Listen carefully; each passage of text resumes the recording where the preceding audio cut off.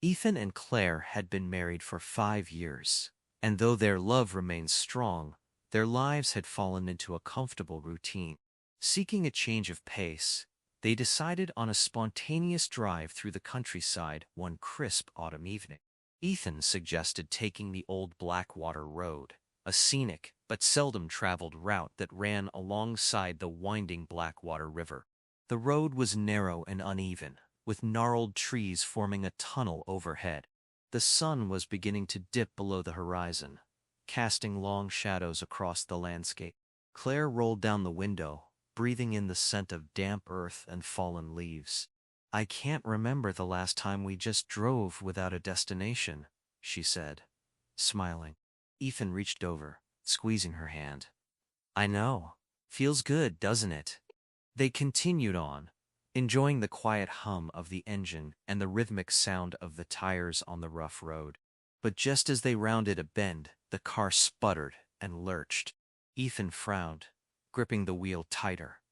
"That didn't feel right," he muttered. The car stuttered again, before the engine coughed and died completely.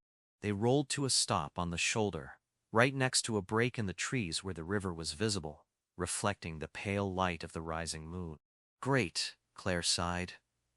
"Did we run out of gas?" Ethan shook his head. "No, the gauge still shows a quarter tank. Must be something else." He grabbed a flashlight from the glove compartment and stepped out. Claire followed hesitantly, wrapping her coat tighter around herself as the evening air grew colder. A thick mist had begun to creep along the riverbank, swirling like ghostly fingers over the water. "Ethan, doesn't this place look familiar?" Claire asked, her voice tinged with unease. Ethan glanced around. The twisted trees, the dark, slow-moving water. It all triggered something in his memory. "Wait," he said slowly. "Isn't this where—" Before he could finish, a whisper carried through the air. A soft, melodic voice calling from the mist. "Help me." Claire gasped, her grip tightening on Ethan's arm.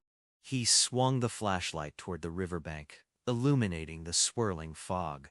And then they saw her.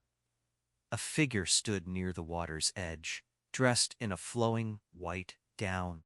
The tattered lace of a wedding dress fluttered around her ankles as if caught in a breeze only she could feel.